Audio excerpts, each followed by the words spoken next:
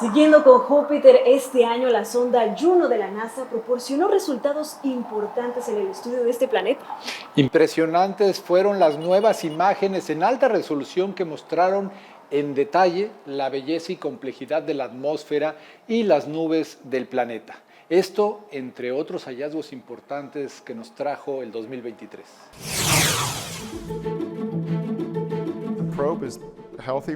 La sonda è in buone condizioni. Iniziamo a vedere gli effetti delle radiazioni, ma finora tutto procede bene.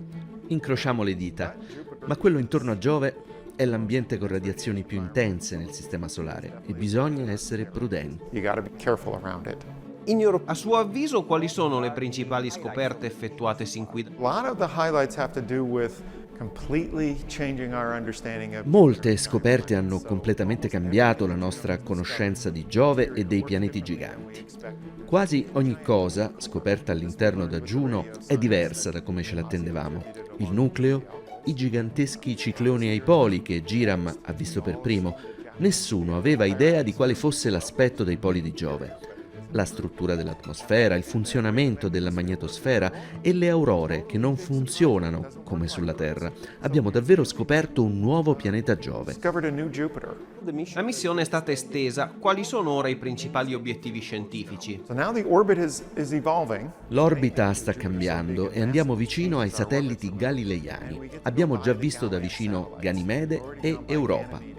E a dicembre e febbraio arriveremo a soli 15.000 km dalla superficie di Io, l'oggetto con più attività vulcanica nel Sistema Solare. Ma andremo anche più vicino ai poli, dove osserveremo più in dettaglio i cicloni polari, raccoglieremo più dati sulle aurore e studieremo gli effetti delle maree create dai satelliti nell'atmosfera.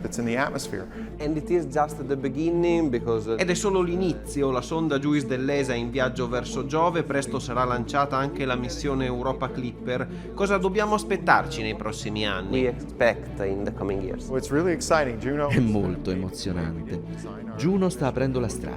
Abbiamo fatto scoperte sui satelliti che saranno approfondite da JUICE e Europa Clipper e le sonde stesse sono state disegnate basandosi sulle lezioni apprese con Juno, dalla protezione contro le radiazioni ai pannelli solari. Le missioni si completano a vicenda in modo molto elegante. Sono molto entusiasta che stiano arrivando e che possano ampliare le nostre conoscenze.